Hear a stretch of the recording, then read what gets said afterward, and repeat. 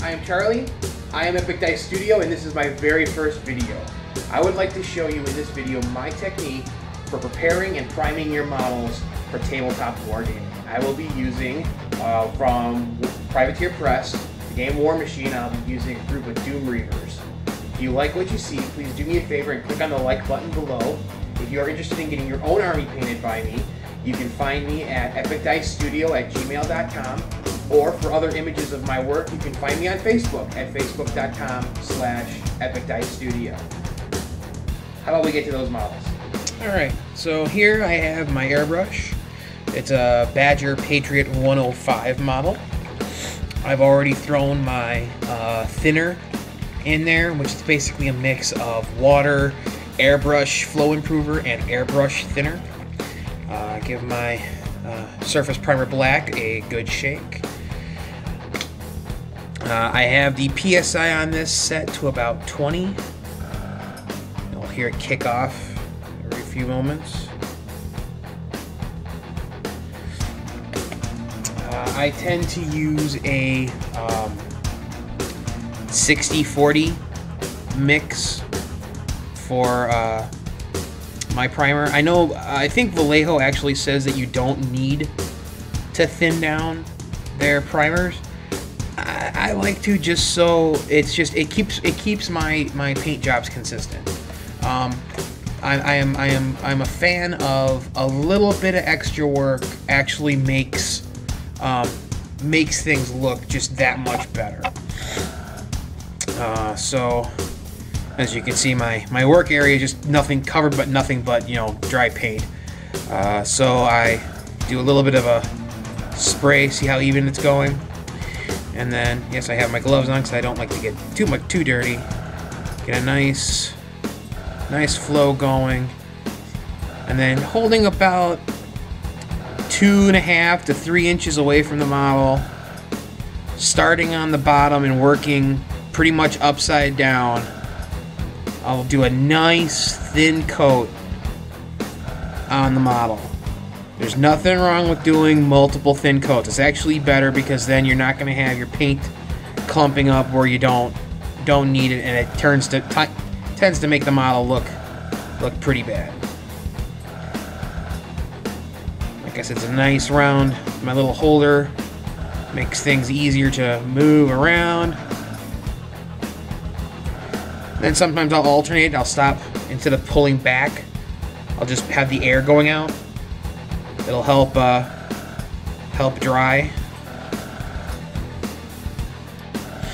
There we go. Nice and thin. Thin to win, baby. Thin to win. Okay. So there's a nice thin coat, and you want to make sure it's nice and even. So I'm going to let this dry.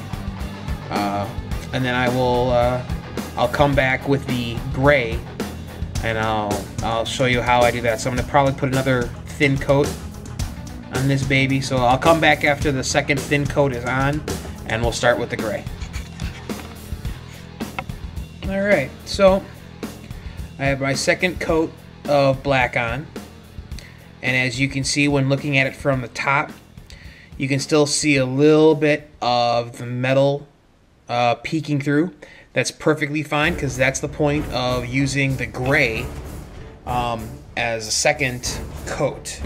Like I said, the gray will basically go into the little cracks and crevices that you might have missed with the black, and it still acts as a primer, so any other paint that you put on top of it is going to adhere to it.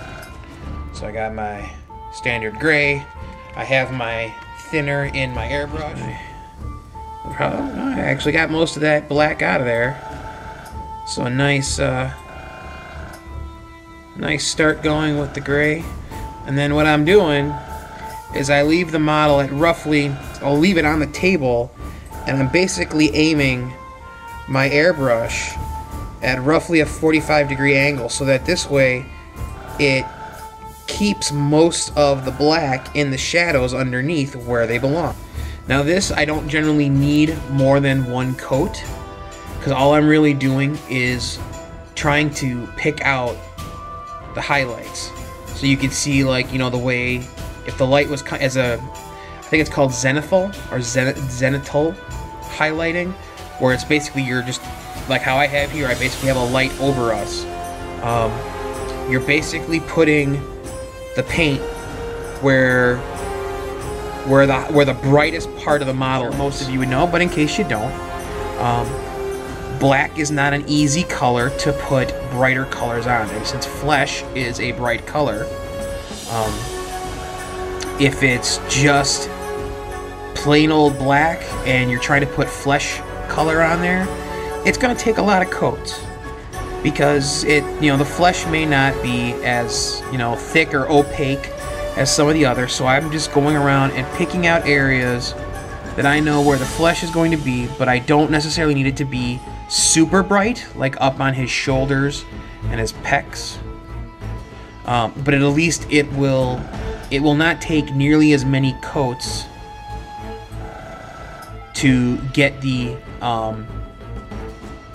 shadows and highlights worked out. So that way, a nice brighter colors work best if they have a bright color underneath. Like if you try to put a yellow on top of a black, you're going to need a lot of yellow. Alright, so here we go. We got the gray on him. And then I'm going to use up what I have left in my airbrush on my other models, and then I'm going to come back with the white, and I'll show you how that looks. Alright, so I've allowed the gray to dry. I now have my white, just regular dead white. It's not a primer, it's just regular paint.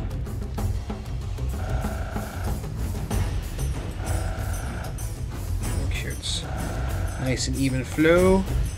And now this, I am going to go directly over the top of the model. Only at a very slight angle, because I want to get just the tops of the certain parts of the model to show up. So like there on his greave, on his shin, you can see just the top half. It's a lot brighter than the side and the back of the leg. His boot is brighter than on the side. And of course his head, shoulder, chest, much brighter.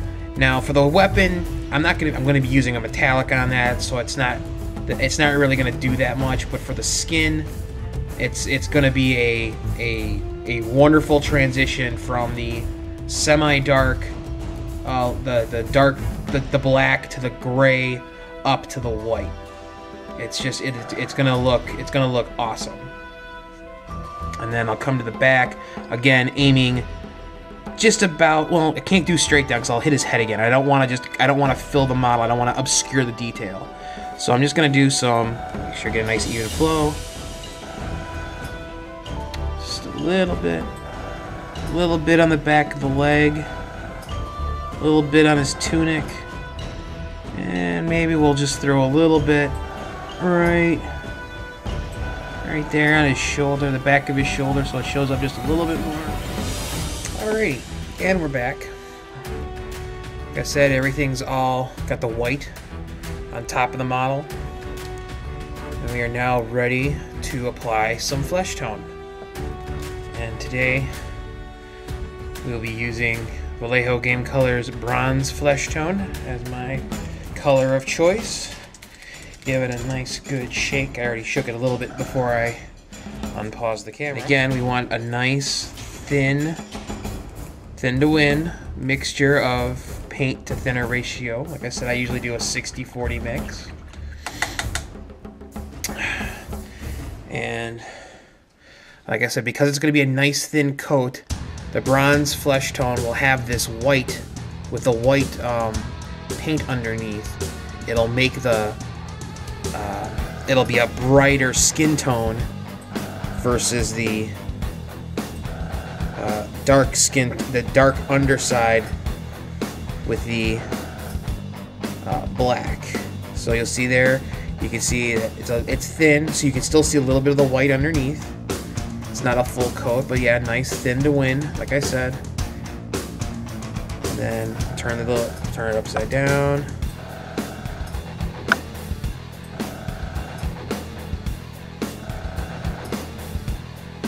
Start covering the rest of his back.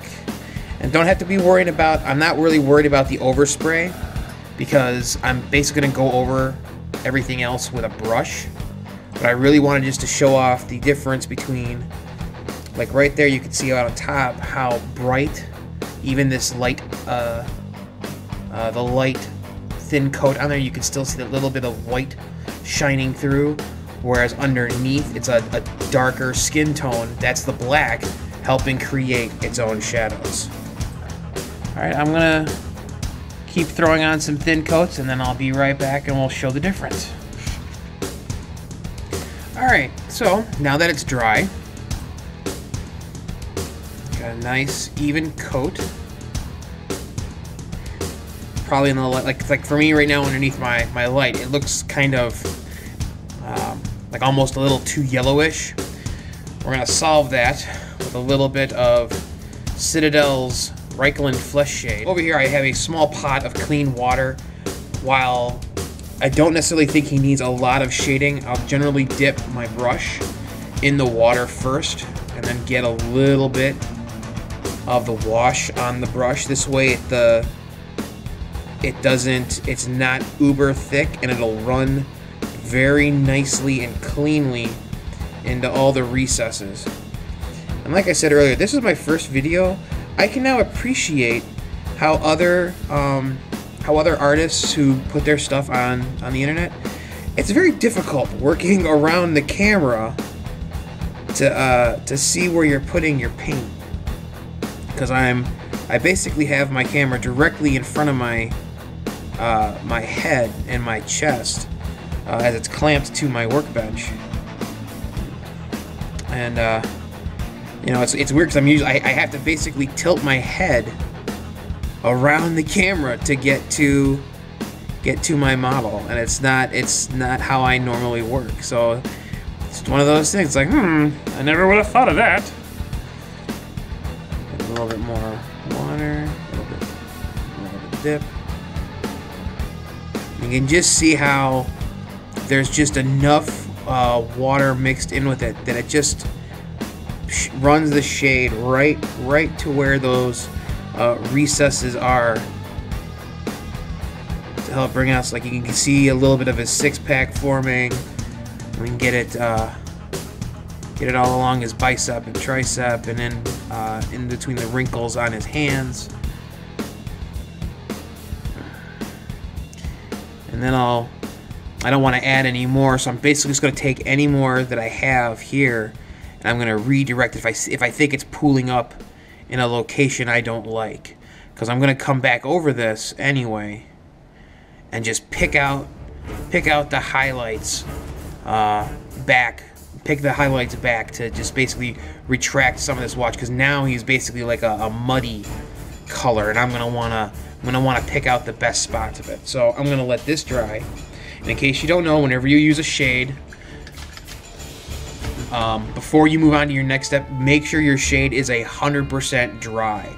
Either let it dry, air dry, and move on to your next figure, or in this case, like I have a hair dryer right next to me, I'll end up blow drying this guy so that the wash basically settles into the recesses and we can get back right into it. If you don't let it dry and it's still kind of moist, washes especially, once you reapply another paint, it'll basically pull the wash right up and it'll like leave a gaping hole in that color for you. So do make sure all your shades, any kind of ink washes that you use, are completely dry before you do the next step. And I'll be right back after this baby's dry. Alright, so this bad boy has been dried. You can see how the shade is basically just darkened his skin tone, and like I said, we want to reclaim the bronze flesh tone back from this muddier color. So what I've done is I've put a couple drops of the bronze flesh tone on my palette. I am going to dip my brush in a little bit of water, just so I can thin this down just a little extra.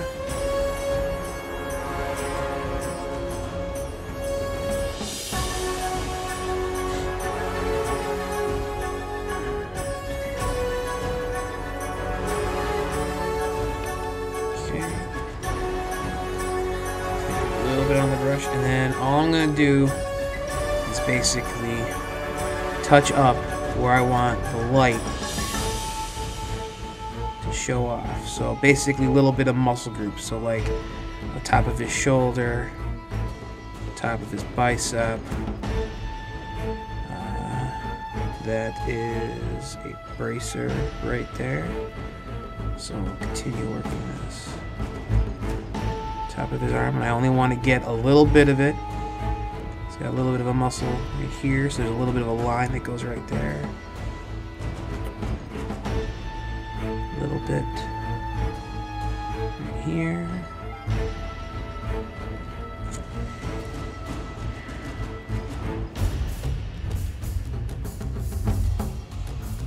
Take a little bit off the top of his pecs. And there's absolutely nothing wrong. Like I said, I would rather take nice thin coats and do multiple layers of thin coats instead of globbing the paint on and just making it look all just splotchy. I'll hit his knuckles just so that way I can have at least a little bit of differential. Top of the thumb. And most of my paint jobs, I only do. I am more of a gamer than an artist, shall we say, for other commissioned painters. So I tend to go strictly for a tabletop quality because, in all honest opinion, I want to play. These to me, while some people can put a bunch of paint on it and make fantastic art out of them. I mean, I've been to Cool Mini or not. I absolutely adore some of the stuff I see on there, and there's a heck of a lot of talent out there. And some of it, like they don't even sell their services. It's their hobby. It's what they do for fun. And they're just an amazing amount of talented actual artists out there. But myself, I don't see myself as an artist. I see myself wanting to play a game. These are toys to me. And I want to play with my toys as swiftly as I can. And I like playing the game. I want to play a game that has painted models. So I go mainly for the tabletop quality. Could I, put a little extra effort into it and make, a display piece? Yeah, I could, but that defeats the purpose for me. I'm just not one of those types of people. I enjoy painting. It's immensely relaxing for me, and it's something I can do during my off time from my 9-to-5 job. That it just makes me relax, helps the end of the day get by, and yeah. So for me, I want to play a game with nicely painted models that I don't have to be worried about if I pick it up or if I handle someone else's models that I'd be afraid that I might damage something. I want to be able to just paint them and go. So right there, we have we've reclaimed the upper part of his muscles, the upper part of his hands that are showing back, and you can see the shade lines from the shade wash. And like I said, because this part of his body is already covered, he's going to be standing like this. He's already the recesses have a nice wash already in there, making the skin tone darker already, thanks to the fact that it's being blocked by his own body. Alright, so what I did now is I basically went ahead and just so that you have some differential, so that way you're not just looking at yellow on white or yellow on black. I went and painted some of the rest of it, and then again, a very simple scheme, just some bloody red, and then I have Vallejo Air chainmail. It's chainmail silver for the metallic parts, and then I put some